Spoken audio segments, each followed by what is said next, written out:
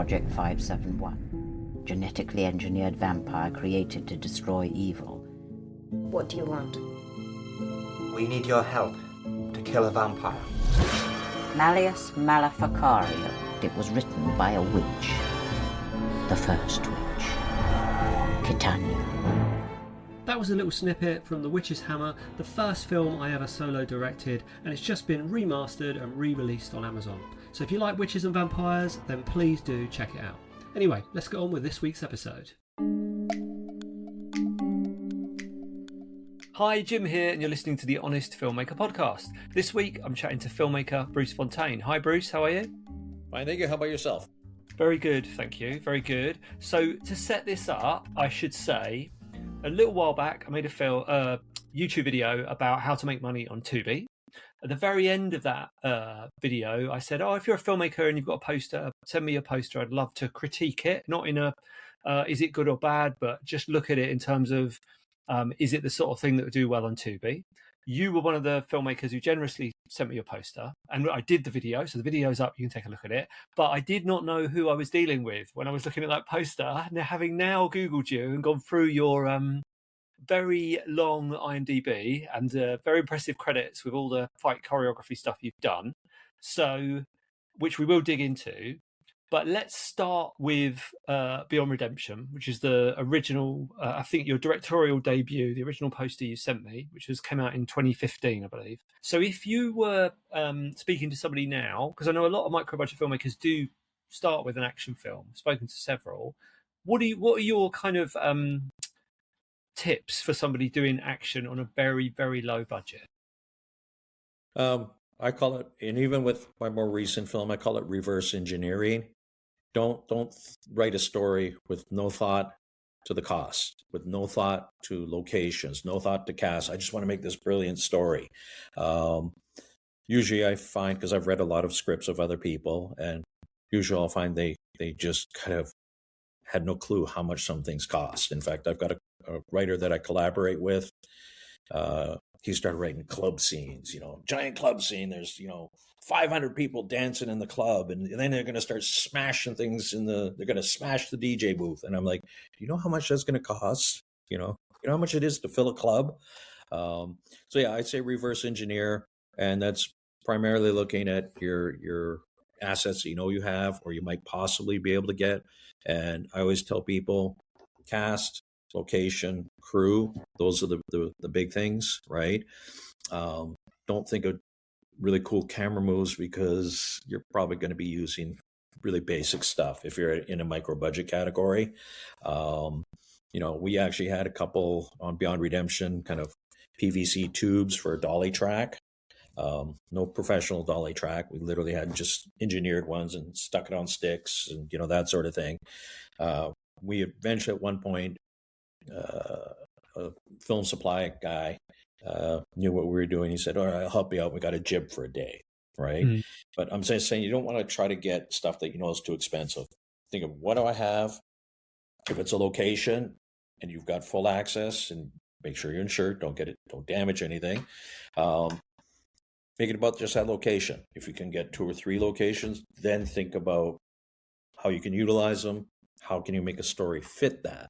And then, of course, cast, right?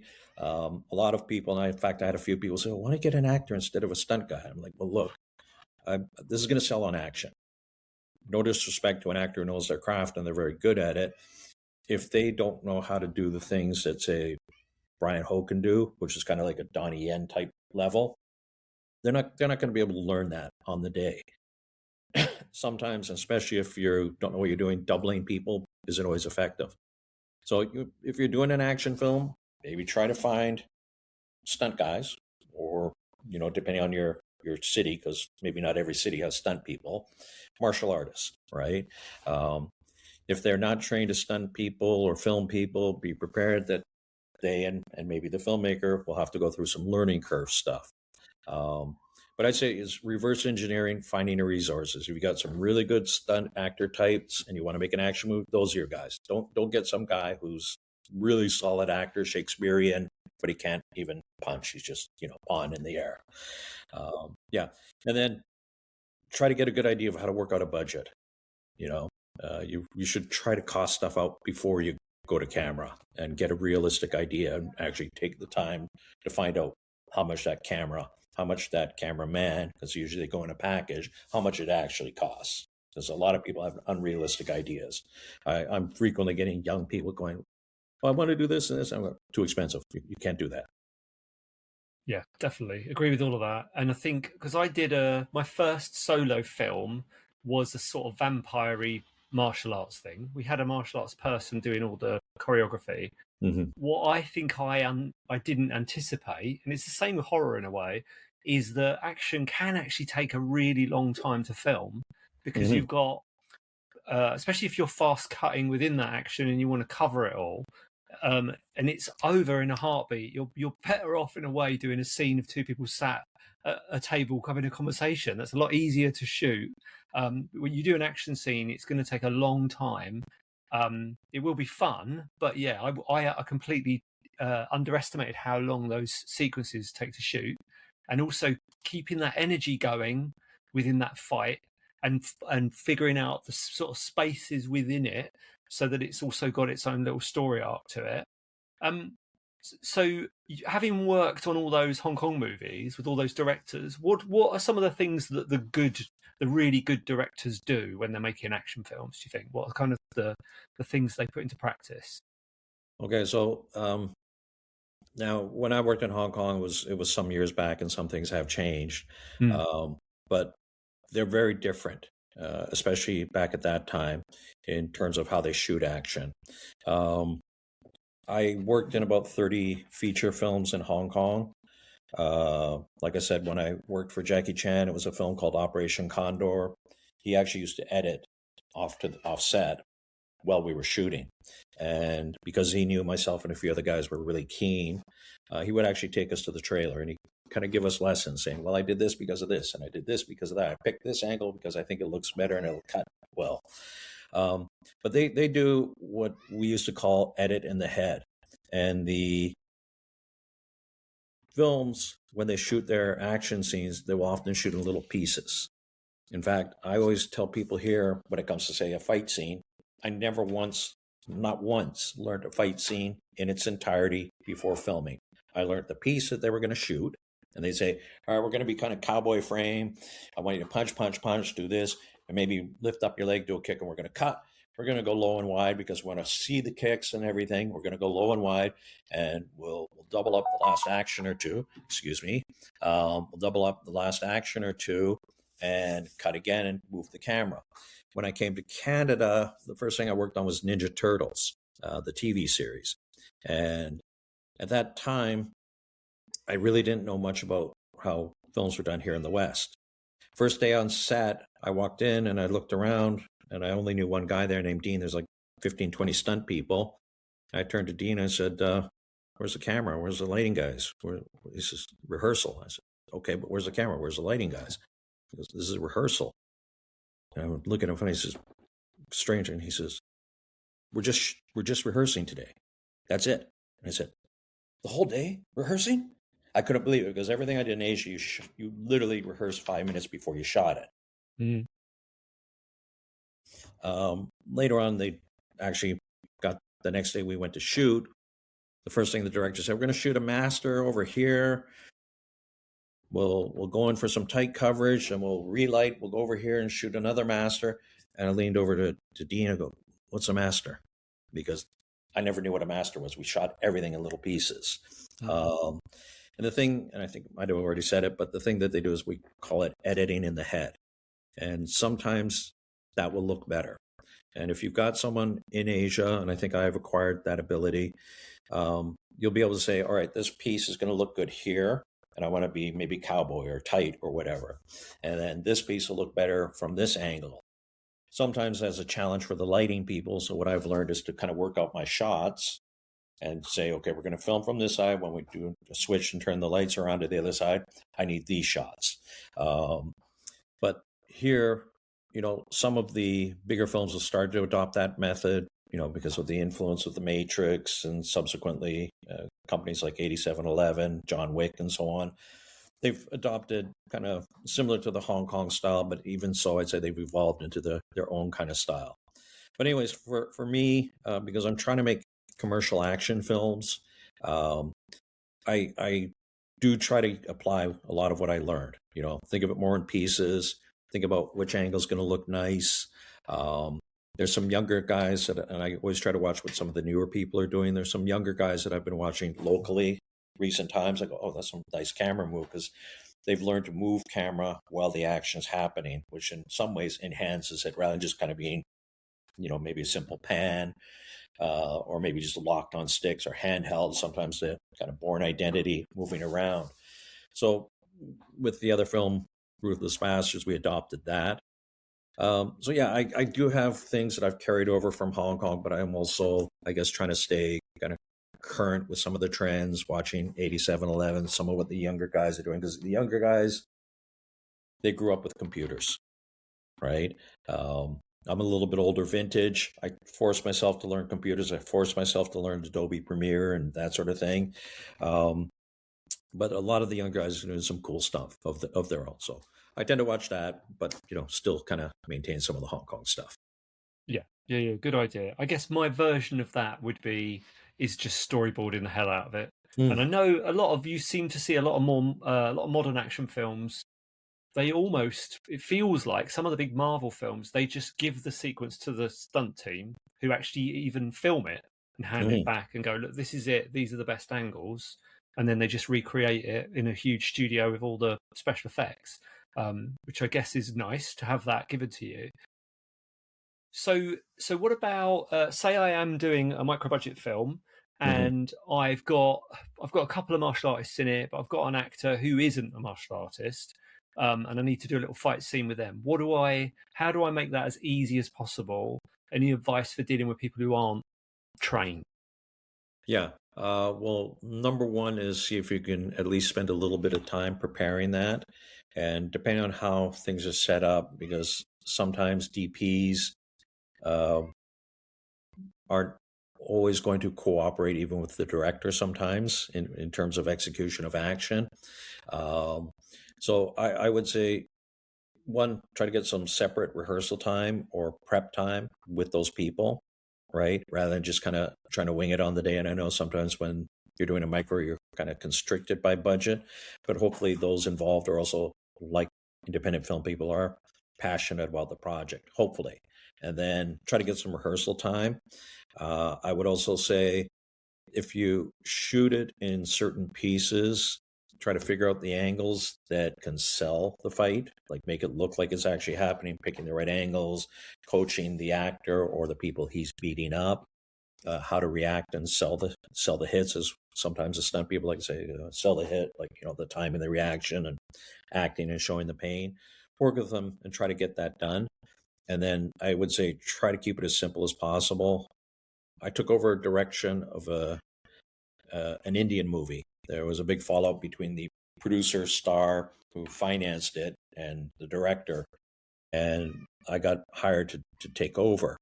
And I was working with a guy who, he wasn't usually a DP. He was usually kind of like an AC or something like that, assistant cameraman. But a lot of people will take smaller jobs to work their way up. But he was used to kind of shoot everything in a wide master, go in for some coverage. And I was like, my actor can't remember. Right? He cannot remember 1, 2, 3, never mind 1 through 30. Right? Yeah. You got a 30 move fight scene. I had, honestly, it was like arguing. And I was actually directing the whole thing. I'm still arguing with this DP. He's I think a wide master. I mean, we're already lit. And I go, no, but you don't understand. He can't remember 30 moves. Let's do this in pieces. So I would say you need to try to find a way to collaborate with the DP, ideally. Sometimes stunt coordinators are good at directing. Some stunt coordinators aren't. It really depends on their experience. And if the filmmaker's got time, do some previs, some test shooting, right? Do a little previs or two, figure out the angles. Some DPs will look at that and it'll just go out the window. But hopefully you can make your DP and or the director, whoever, stick to that kind of previs or storyboards, as you mentioned. Yeah, definitely. Good advice.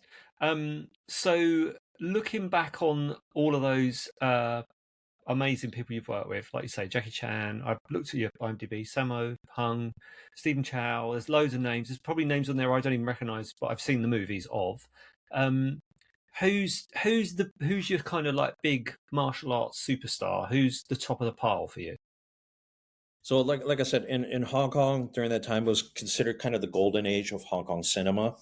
And I worked on a lot of films where I would say I'm basically a prop until the fight scene happens, and I just kind of stand in the background and it's okay, kill him. And then us Western guys, because we used a lot of Westerners at that time, would come in and do the fight. And usually, as long as you didn't hurt anybody, you'd come back and work. And, it was a lot of what actors here would call day call type work. So, you get a couple days, you put a decent amount of money in your pocket, you survive a few weeks. Most of those films, I would never see anything in terms of the editing, anything, or nobody would talk to me about why they were picking angles. I mean, I would watch, but I'd just be, okay, I've got to do this one, I got to do this one, I got to hit my mark, I've got to make sure I don't hurt the actor, right? When I went to work for Jackie, that film, Operation Condor, I don't know if you know anything about it, but it was the most expensive film of that time. It was like a 30 million US budget, which for Hong Kong films was unheard of. And we actually joked about that film because it took 9 months to get executed. And we joked, yeah, it's 9 months, you could have had a baby, right? But because we were the first Caucasians to work for him on that show from the first day, we did one scene. It's a hotel scene, and it's supposed to be Morocco, but it was actually the hillsides of Hong Kong. They built a set. He spent 1 month shooting one scene, right? And on camera, it's maybe 20 minutes, but they used to say they rate Jackie a blank check, and Jackie just does Jackie. When I was working, there was myself and one other Caucasian named Ken playing kind of mercenary bad guys. I think he understood that we wanted to learn, and he was actually receptive. And in the beginning of the film, he was very relaxed. Towards the end of the film, he was looking at, I'm over budget, and he started to get anxious, and the production got bigger and things were swelling up. But because we're the first ones to work with him, I think he developed some confidence with us. So he just kept bringing us into all these scenes. In fact, some of the scenes I was like, I don't think he needs me here, but he brings us in. And then when we were filming the end of the film, they had an editing trailer. And he literally would say, hey, Bruce, Ken, I'm going to go edit. You want to come? And we're like, yeah, sure. And we would watch at the old style, reel to reel, and he would literally be there cutting film. And he would show us. And in fact, we had done one scene with him. And he basically said, you remember when I asked you to do this? I wanted to cut here because I know it's going to look better and I know it's going to cut seamlessly, right? And I learned a lot from that. So, we can talk because a lot of fans like to talk about, oh, Bruce Lee's the greatest and Jackie Chan's this and da-da-da-da. In terms of me as a filmmaker, that experience was probably the best. Because like I said, there are a lot of films like Stephen Chow. I worked with him on a film called Curry and Pepper. I'm just a con man that cons him and his buddy. It's a buddy cop film. I worked 3 days in total, right? I never talked to the director other than, sit here, do this. Okay, now I come here and I start fighting, right? In fact, those days I used to let the stunt coordinator to shoot all the action, or the action director, we used to say. But Jackie, it was like I worked 65 days on that show spread out over those 9 months. And anytime I was on set, if he was editing, he'd bring us in. Or there were certain cases when he wasn't under pressure where he'd literally talk to us and give us kind of like, well, this is why I did this. And I think this looks good because of this. So it was a really good learning experience. And like I said, when I returned to Canada, I picked someone introduced me to Adobe Premiere. I just went, okay, that thing says cut. That's what Jackie would do when he cut, because I'm looking at the thing on the timeline. So I say, for me, not him judging him as a martial artist, but as someone that mentored me, that was probably my biggest thing and the best guy to me. Nice. Wow, what a person to teach you how to edit. Yeah. So, what was I going to ask you? So looking back on that first feature and now your new one, Ruthless Bastards, what do you wish you'd known when you started shooting your first directorial feature? Because I've been on a lot of sets, both in Hong Kong and also America. I worked on a film called iRobot, which was another one of these mega productions that I was probably there for 6 months. I was Will Smith's safety guy, and then I was part of the wire team. And I learned a lot from those. So when I went to make my first film, I wasn't like a brand new beginner, because I do work with people from time to time, especially in the stunt coordinating area, where they've never done film. Like I worked one time with a comic book artist, and it was his first film, and he just lucked into it by meetings with people. He was way out of his element. He was just way out of his league. So for me, I kind of knew what I wanted. I would sometimes bump heads with some of the people who had only learned and acquired their film stuff here in Canada. Like we improvised quite a bit. When I worked in Hong Kong, I never saw scripts. Like I did, like I said, about 30 films. I never once saw a script, right? Never saw contracts either, but that's a different story. Mm-hmm. Anyways, when I did my own film, I kind of had some ideas of what would work. I would sometimes bump heads with the DP in a good way, in a collaborative way. One of my cats, sorry. I won't say I looked totally prepared, because, there were certain things I didn't understand about lighting on the first film, going from wides to tights. And then that's when the DP would say nicely to me, it would be better if we lit for the wide and then we'll push in later for the tight, rather than kind of, I want to do tight now. Can we do the wides? So that was probably the biggest learning thing for me. And I think the other thing was just understanding how everything integrates in terms of preparation work you do, the various departments, because as a stunt guy, sometime actor in North America, I didn't really interact with them except if I went to do a wardrobe fitting. Right. Oh, I do a wardrobe fitting. And I tell them, these legs will be kind of tight if I'm trying to throw kicks, but that'd be my interaction. I see the lighting guys, but I never really interacted with them. Right. I never questioned the lighting setups, but once you start doing your own film, then suddenly you're aware of, if I do change the camera, that's a lot of movement that's happening in the lighting side. And that's going to cost me 20, 30 minutes or more. So those are the things that I learned the most firsthand from my own experience.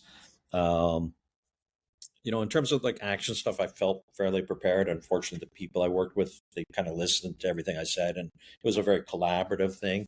But yeah, I think just working with the different departments and understanding how it interconnects with everything else. Because again, most of my experience was stunts and acting. Yeah. And then, so obviously you've got all that experience on set.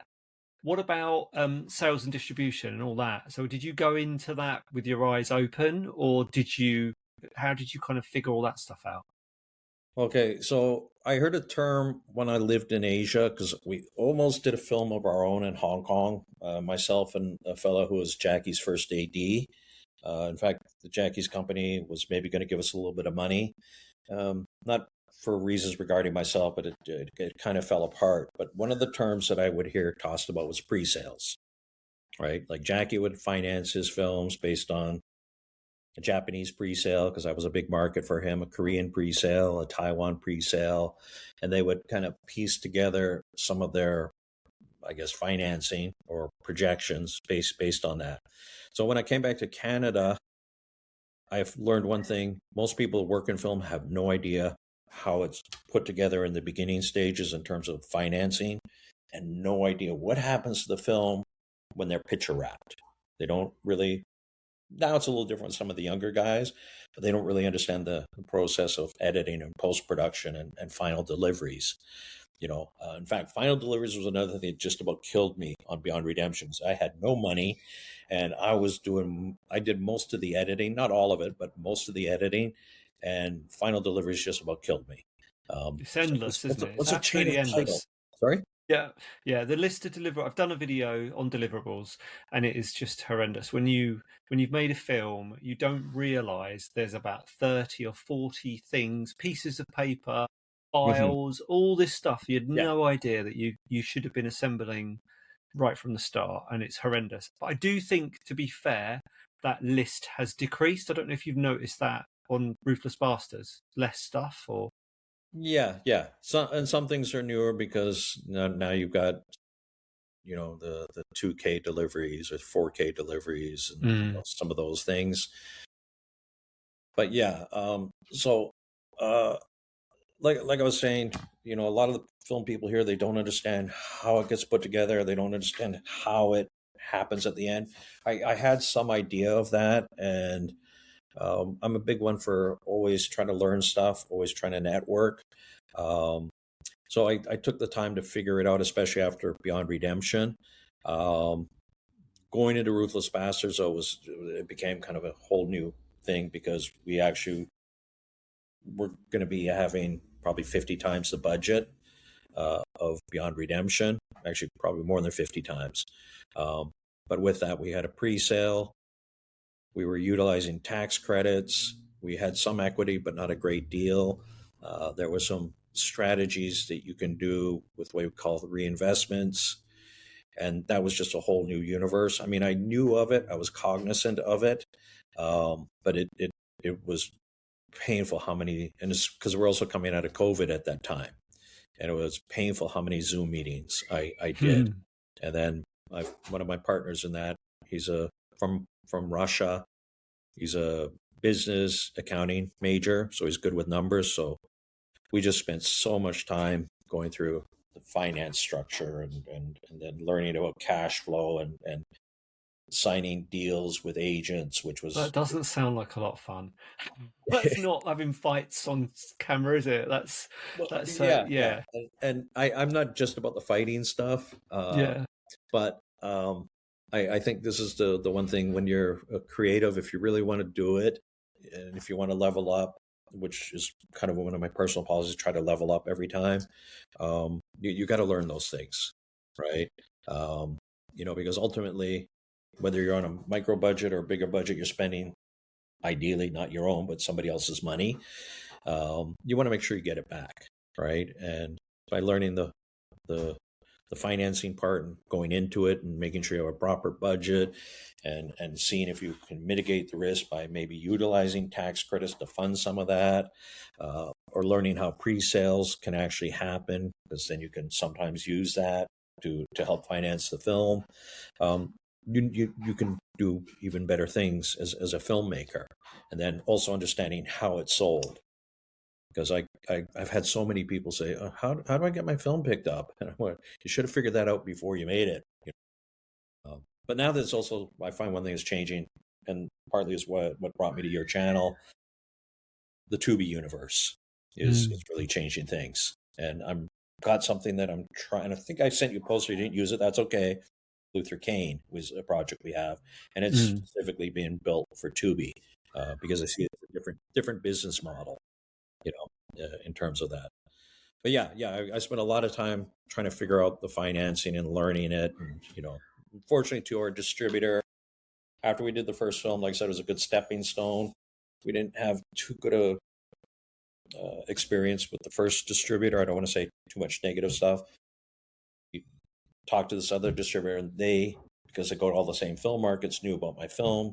One of the partners in the company that I signed with lives in Vancouver, so we got to see each other more frequently, and they liked what we had to offer.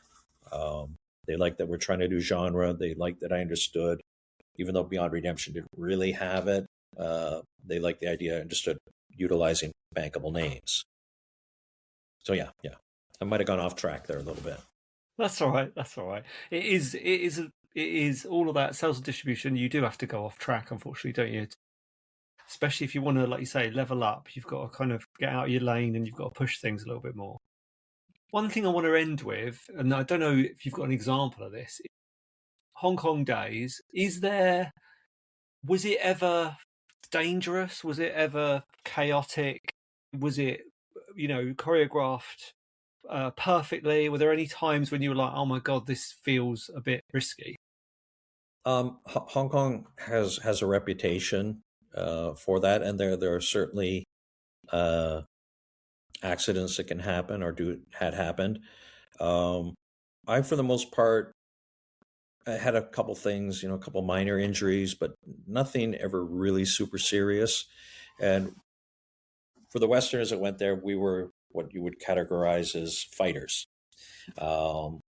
And we weren't always being called upon to do some of the crazy falls that some of the Hong Kong guys would do. I did a few things, but nothing super crazy. One or two that were, the margin for error could have been bad, but fortunately it worked out, so I didn't get hurt too bad. But I got to say one thing, the Hong Kong guys there, they have a really tight community. And